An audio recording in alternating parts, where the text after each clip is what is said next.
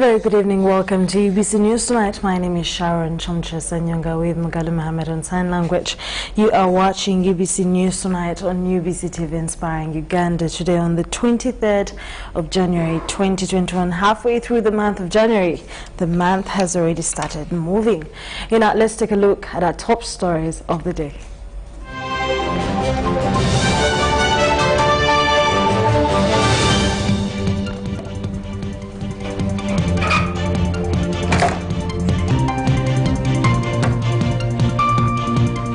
In UBC News Tonight, Fiona Nyamtora is the new National Female Youth Member of Parliament. Bulisa makes a sacred site ordinance. In more stories to come, newly elected Mbara members of Parliament celebrate. And lastly, Sarog Mushikori barrier set for the 30th of January 2021. Nyamtora Fiona of the National Resistance Movement has won the National Female Youth Parliamentary slot with 269 votes. Her closest challenger to Kamshaba Prisma scored 66 votes in a youth election held at Mvara Secondary School in Arua.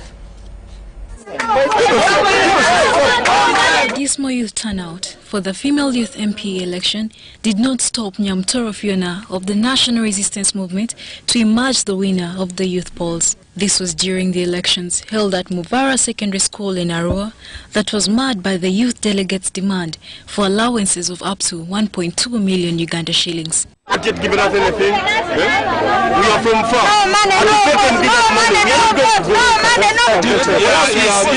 We are here to vote. We are delegates. But we have not even given the allowance to facilitate these younger people. We should design the worker. Exactly. Are we fools? The Electoral Commission, however, agreed to pay each of the 443 delegates 750,000 Uganda shillings to participate in the voting exercise. It's a good lesson that maybe before we invite delegates, we should always be informing them of their facilitation in advance, such that by the time they report, each delegate knows how much is due to him or her. The Regional Elections Administrator for West Nile Region, Jackson Higenyi, earlier pleaded with the youths until they reached a consensus. Because these people have said that indeed there is no what? There is no what. But the best solution would be to look for some money. At least these people are paid an equivalent of what they were paid. That one would be slightly what?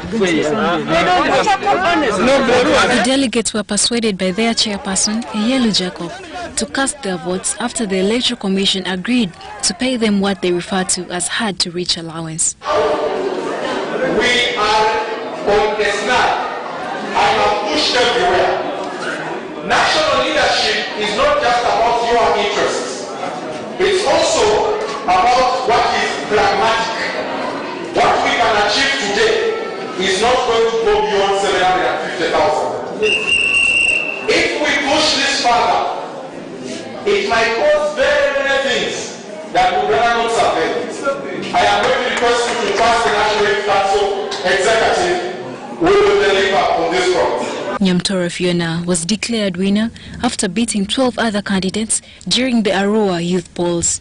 Appointed as returning officer for the National Female Youth MP elections, I hereby declare Nyamtora Fiona, who scored the highest number of white votes, duly elected MP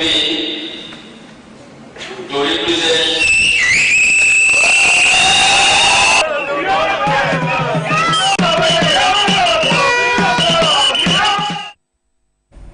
Great news indeed. Congratulations, Fiona and Nyamtora, for that great win.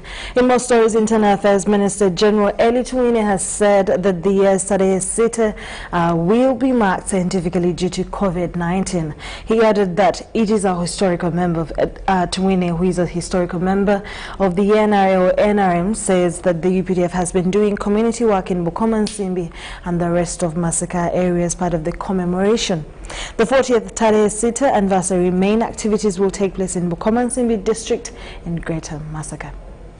This year's Tarehe Sita has been organized mainly in Bukomansimbi and Masaka area. We normally move region by region every year, so that we cover the whole of Uganda. This time it has been Masaka region and Bukomansimbi, but of course, you know, we must do things scientifically. Even the victory, the 26th January victory celebration is going to be scientific, so I'm sure even Tarehe Sita will also be scientific. But already the UPDF has been working with the population on the Tarehe Sita week and right on the ground, engaging dealing with the health sector, helping the people with the medical support and the health improvement in the areas, with working with the population on different in schools and in community work, which has been going on to celebrate this Tarehe Sita week, which will be unique under COVID. National resistance movement, and the National Resistance Army was, let it be national first for all of the people, not sectarian, not divisive on any ground, but be the whole nation. Resistance is to resist the negativity and therefore have movement. You know, in science, you cannot have movement without resistance. So we were conscious that there are negative forces which we must resist in order to move ahead and in order to move forward, and that's what is happening. Uganda is moving forward, mainly young people. You are the ones who should move forward, and we support you. That's what we sacrificed for. And that's why Tarehe Sita is important to remember, to review, to study why, and see what it has brought. Now, the world is open. There has never been a situation like now for the young people to look for where to make a living better than before. And where, if as long as the environment remains stable and calm, your future is bright. And therefore, my New Year's resolution is thanksgiving. We thank God for what God has taken us through. Hope giving, so that everybody knows that he has a future, there is hope for him, and he can play a role. And then revival. So that if there were mistakes, you know, every society, there are no angels everywhere. Even the mighty UPDF is not only commanded or led or does not have angels in it. Thank you. That was the Security Minister General Eli Tumwini. In more stories, the just elected members of Parliament in Barra are celebrating their victory with promises of better service delivery. Now, Kashari North Member of Parliament-elect Basil Bataringanya Rakwene Omonyo has appreciated the people of Kashari North for voting responsibly by resisting a lot of temptations, including money and bribes. Basil Bataringanya made the remarks while addressing jubilating mammoth crowds who gathered in Sika Kakonji, Nyamirimo, Ruvindi and Amabare Church of Uganda Kashari upon his victory. Mbara Woman Member of Parliament-elect Ayebare Margaret Rebyambu promises to work for the people who voted for her by investing in them. Basil Bataringanya Rwankwene, MP elect Kashari North constituency. A week ago, people voted and elected me as Member of Parliament Kashari North. We shall be swearing in May this year. I want to take this opportunity to thank the people of Kashari North who voted me in as incoming MP. But more importantly, I want to thank them for electing His Excellency General Yoweri Museveni, because it was my prayer during my campaigns that His Excellency General Yoweri Museveni first, then they can consider my vote, because my vote would be worthless if we do not have my president in place. But one thing that I've learned is when people have voted you, you need to work. You need to invest back your time into people so that next time you're looking for votes, the things that you will have done for them, the services that you will have rendered, can stand for you in soliciting for votes another time. So I promise my people that I'm going to work for them. I'm going to put in a lot of efforts. I'm talking this, even my coordinators and agents are listening. Next time we shall invest in less efforts, because some of the votes will be secured by the things that I will have done. Because in the past, people have been told lies, they vote, leaders disappear. And people want to live on handouts. They beg the MPs when people come for campaigning to give them just more money. So our first job is to do mindset change and teach the people that they can survive without begging from those contestants. Bismillahirrahmanirrahim. Wallahu wal-layli idha saja. Ma wadaka rabbuka wa ma qala. Wal-akhiratu khayrun laka min al-ula. Wa sawfa yu'tika rabbuka fatarda. With side news in Zuyamasaba, the Bamasaba Cultural Institution has officially launched the 7 days mourning of the fallen Bamasaba cultural leader Umkoka Bob Moshikoru, who died on the 4th of December 2020.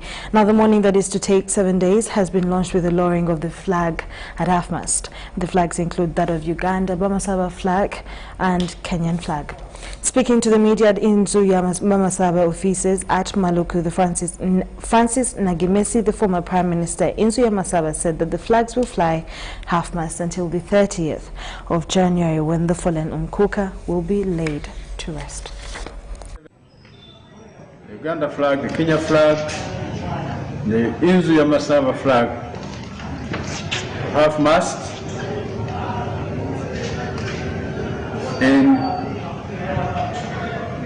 as we launch the official mourning of His Highness Mugalu Bob Moshikoru. The mourning will take 7 days. Therefore, the flag will remain flying until 30th of this month, after we have buried him. The body will leave the funeral home and it will be taken to the palace where His Highness has been living. The morning of the 28th, it will leave his home for St. Andrew's Church for prayers. In the afternoon, the body will be moved to Maluku Hall here, where his offices have been. On the 29th, the body will be taken to Mutoto, a cultural site where we do our cultural functions, particularly the circumcision function. And at this site we shall have ecumenical prayers.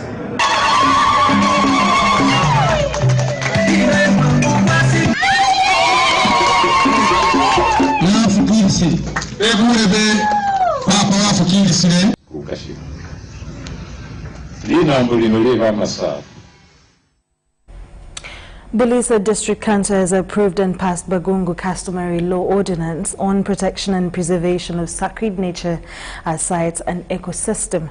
Bulisa District Local Government Speaker Robert Kirungi says the ordinance will help in preservation of Bagungu culture. Take a look. Bulisa expects to host a cross-section of people of different backgrounds who will be employed in the abundant oil wells in the area. Bulisa District Local Government Speaker Robert Kirungi says they have adopted an ordinance to protect their Bagungu customs with an objective of preserving their culture as they mingle with oil fields workers.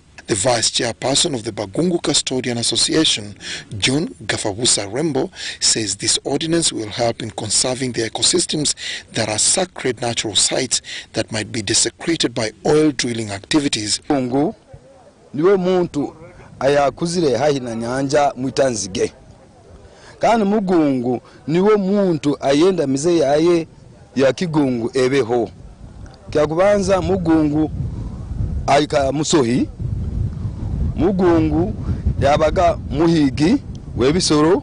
Kandi Mugungu kukira muno okira kumusanga hayi na nyanja. The head of cultural custodians in Bulisa, Aaron Kiza, says these sites are very important to them because they are privy to the cultural values of the indigenous Bagungu communities. The rituals that communicate to the Mother Earth and help communities, especially the fisher folk on Lake Albert, to harvest enough fish, among other functions. Mwaka gwa 1998 zatandika kusikara.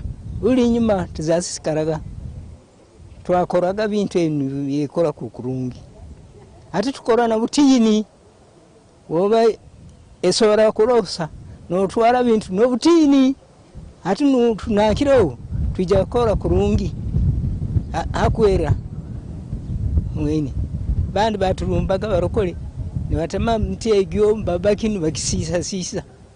The Executive Director, African Institute for Culture and Ecology, AFRIS, Dennis Tabaro, says the ordinance is as a result of the United Nations Declaration on Recognition of Sacred Natural Sites as hotspot biodiversity areas that are protected by these indigenous communities in Uganda and elsewhere in the world. So it was very important for the communities to have this role so that as the oil company and its infrastructure is going on, these areas are not threatened or they are not destroyed.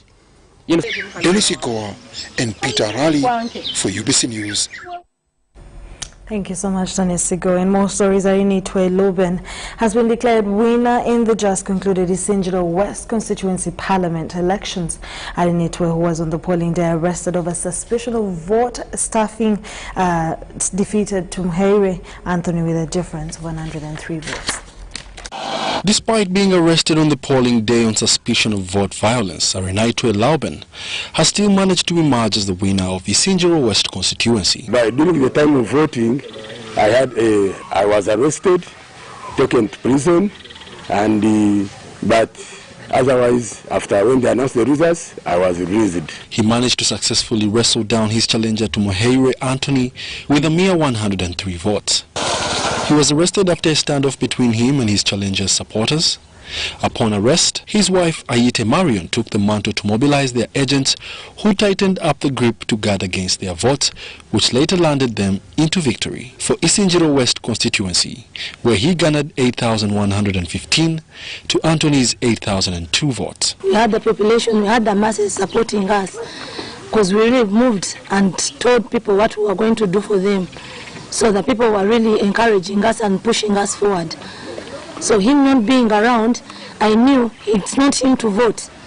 It's about the people. Upon receiving information that he had won, police immediately released him on a police bond. And that's why I say that the security personnel treated me very well, because they were the ones monitoring for me. So they told me that they had told me that you have won, you are now an MP. So I was excited, and they gave me a police bond, and I came out. He was welcomed by the Bukanga North MP and Isingiro District Chairman Jeremiah Kamurari, who was contesting against veteran politician Nathan Byanyima, and Twebaze Kenneth of Isingiro North, who contested with Bright Ramirama. And when I went in the cell, I actually found the other politician. I found my colleague Kamurari, who was standing in Bukanga North. Pressed in cells, raised on the next day when they have finished announcing. They went ahead after putting in cells and started pre-ticking all the votes, all the ballot papers in my constituency, in Bukanga North, in favor of Honorable Nathan Byanyima. Lauben has promised the people of Isingiro West who voted him in absentia that he will lobby for them good roads, promote agroforestry, but also boost the education sector in the area. This being a new constituency, needs a lot of cooperation, needs a lot of support from everybody.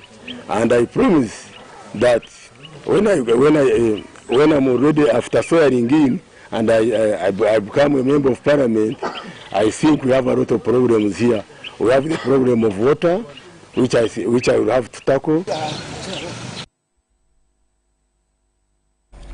Congratulations. In more stories, the Kasese Municipality Mayor Godfrey Kabyanga has promised his electorate a city status if voted into power for the third term. He says a number of industries are already in place and more on the way. Kasese Municipality Mayor Godfrey Kabyanga has promised Kasese residents for more peace and stability. He says Kasese district has been experiencing internal crashes that undermine development. We have now controlled that since 2016, and we don't want to take back Kasese into such a type of position. So, the environment, we are planting more trees. We are planning to plant 1 million trees in the next 5 years. Charles Kahind of FDC party has promised to improve people's talents through football, boxing, volleyball and many other games. Is to elevate the Kasese municipality to city status, because other municipalities have been elevated to city status. So I want to make Kasese city. I want to promote talent in the Kasese municipality among the youth, especially sports, that is football, netball. Ayeba John from National Unity Platform promised to improve the lives of vulnerable groups through engaging them in daily activities. Through the institutional synergy, using the PPP policy, that is the public-private partnership policy, we can partner with the community and we see how we reach to every class of people. There are people with disabilities, there are elderly. How can we source projects for them without even waiting for an annual budget? Meanwhile, the presidential advisor of Rwenzori region, Christine Muhindo, has thanked the people of Rwenzori region for the support that was given to NRM during the recent elections. This region, we have a city now. Every one of you, Rwenzori, is going to benefit from that city since we have got good leadership. I thank all the Rwenzori region because there is no district in Rwenzori which has not voted one. So Potro has done wonderful. Individual has done wonderful. Ntoroko, Kaume. She used this platform to request those still in the position to join the ruling government for proper service delivery. Because you are Ugandans, you are people of Kasese, you belong to Kasese, you must also share the cake that other Ugandans are sharing. You must share the cake that Kasese NRM is going to share. Please come and share with us. Bishop Bahebwa John, one of the NRM mobilizers in Rwenzori region, thanked President Yoweri Kaguta Museveni for being a visionary leader in leading this country. Abantu bakola bubi 2016 okugenda kukolera mu government etaliwo ate ne baleka government eriwo. Lwakuba government ya President Museveni yeweri naye n'abalaga nti yayina programu, yayina vision ya Uganda, ubwo nga tebena vision ya Uganda. In 2016, Kasese district was painted blue after FDC took all the parliamentary seats. Currently, NRM has claimed all the leadership, with 3 members of parliament and LC5 seat. This was during a debate hosted by Ngei Radio of UBC in Kasese municipality. Muthabali Moses compiled the report. Well, UBC News Tonight will take a short commercial break and we'll be back with international stories, including a veteran journalist Larry King, who just died today at 87 years.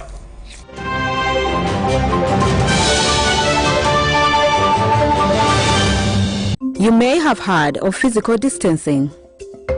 This means keeping at least 2 arms length apart from other people at all times to reduce the spread of coronavirus.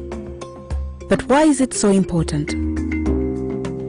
Without physical distancing, each person infected with coronavirus will infect 2 to 3 others.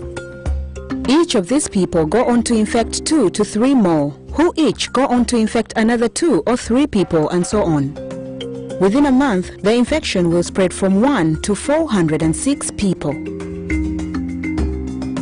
But if each person halves the number of people they come into close contact with, the number of infections drops dramatically.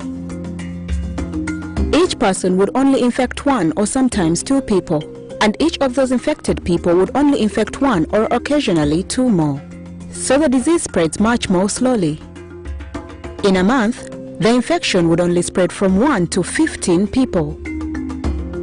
That's the power of physical distancing. Keep at least 2 arms length distance from as many people as you can to reduce infections and save lives. That way you protect yourself, the people you love, and your country. This message is brought to you by the Ministry of Health.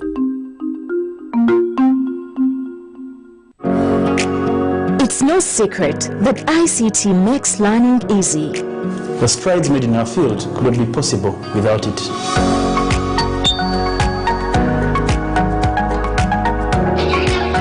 And now we can watch our favorite show. My radio is my best friend. UCC provides an enabling regulatory environment and policy guidance for healthy competition. We also facilitate ease of doing business in the communications sector through licensing, standardization, spectrum management, tariff regulation, rural communication development, and consumer empowerment. An informed consumer is an empowered consumer. UCC supports local content and innovations. Driving the development of a robust communication sector in Uganda is Uganda Communications Commission.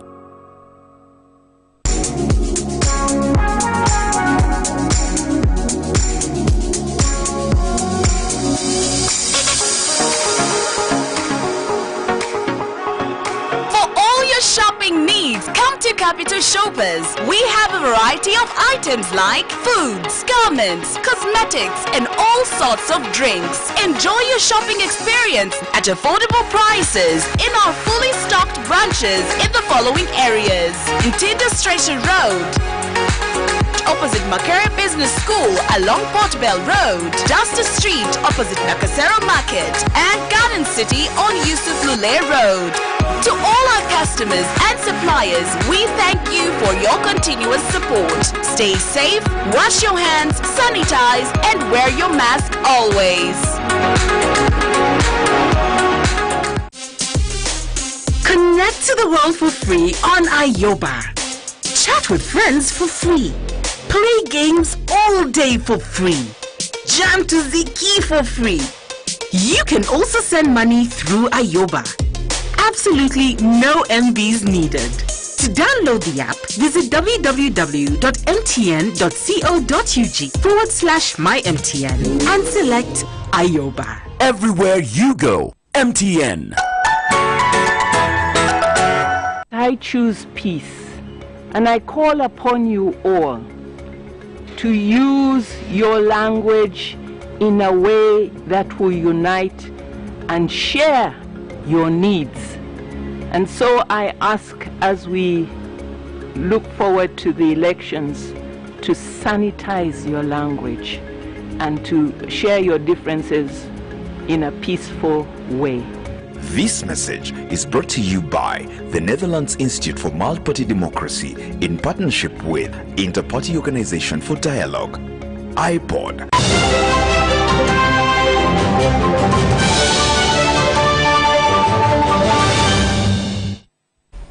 Well, you're still watching BBC News Tonight with me, Sharon, Kyomugisha, and Mugalu Mohammed on sign language. From the international scene, Larry King, the longtime CNN host who became an icon through his interviews with countless newsmakers and his sartorial sensibilities, has died. He was 87 years. His son Chance confirmed King's death Saturday morning. King hosted Larry King Live on CNN for over 25 years, interviewing presidential candidates, celebrities, athletes, movie stars, and everyday people. He retired in 2010 after taping more than 6,000 episodes of the show. Now, a statement was posted on his verified Facebook announcing his passing. With profound sadness, Aura Media announces the death of our co-founder, host, and friend Larry King, who passed away this morning at age 87 at Cedars Sinai Medical Center in Los Angeles. The statement said for 63 years and across the platforms of radio, televisions, and digital media, Larry's many thousands of interviews, awards, and global acclaim stand as a testament to his unique and lasting talent as a broadcaster. The statement did not give a cause of death. We pray that the Lord strengthens the family. In more international news, the coronavirus variant first identified in Britain may be more deadly than the older virus strain, British Prime Minister Boris Johnson has said. Johnson said that in addition to spreading more quickly, it is also known and appears that there's some evidence that the new variant, which was first identified in London and the southeast, may be associated with a higher degree of mortality. The variant of COVID-19 was first discovered in the UK and is up to 30% more deadly than the original strain, the government's chief scientific advisor, Patrick Vallance, revealed on Friday. At a press conference alongside Johnson, Vallance also told reporters that it transmits up to 70% more easily than the first variant. Vallance said that there is evidence that there's an increased risk for those who have the new variant compared with the old virus. According to Vallance, early evidence suggests that the difference is between 10 deaths in 1,000 infected with the older variant to 13 or 14 in 1,000 infected with the new variant.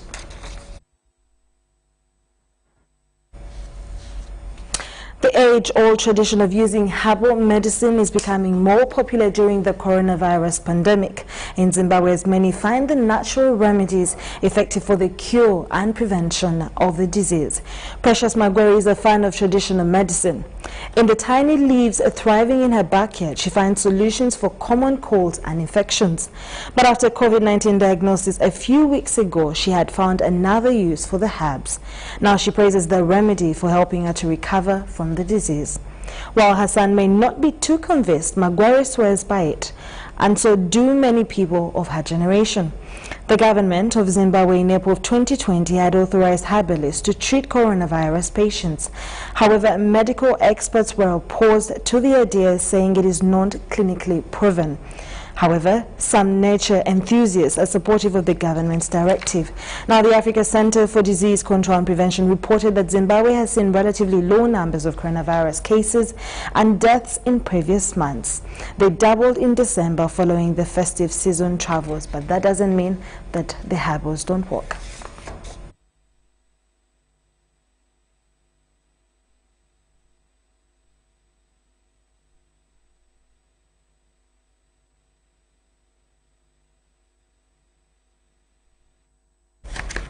Kenya's President Uhuru Kenyatta has unveiled a $300 billion United Nations Industry Development Organization mechanism to help stimulate Kenya's manufacturing sector.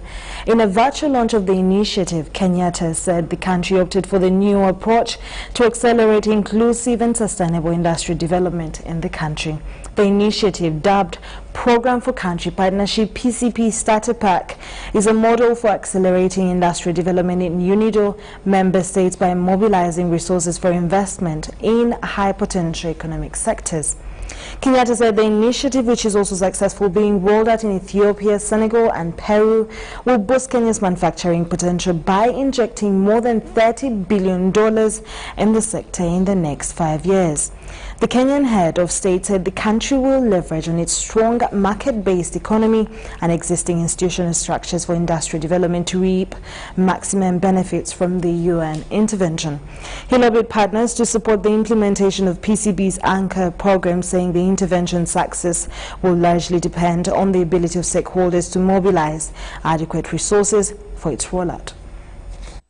Note that currently the UNIDO Kenya Field Office program portfolio stands at a grant of slightly over some $21.7 million US. Our ongoing joint programs include the EU EAC market access upgrade programs funded at US dollars almost $4 billion, generating capacity from geothermal power generation funded at $4.7 million US.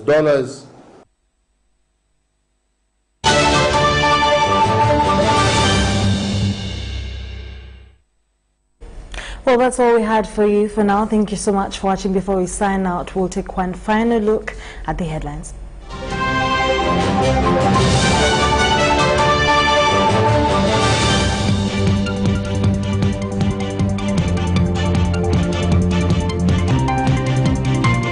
Our top stories of UBC News tonight today, Fiona Nyamtoro is the new National Female Youth Member of Parliament.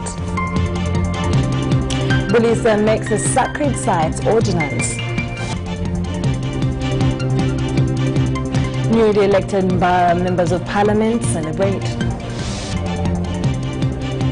And lastly, Sir Bob Mushikori Barrio set for the 30th of January.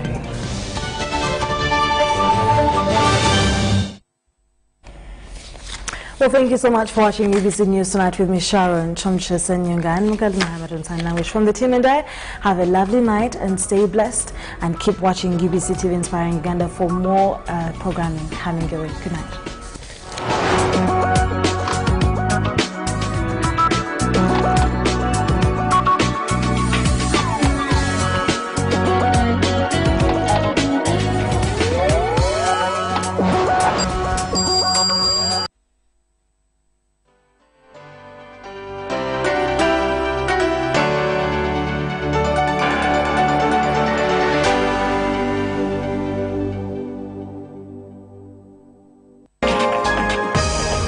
Up next on UBC, brought to you by Keep the lights on. Use Airtel Money to pay for all your Yaka bills conveniently. Open the My Airtel app to buy Yaka units. Airtel Money. Simple, secure, borderless.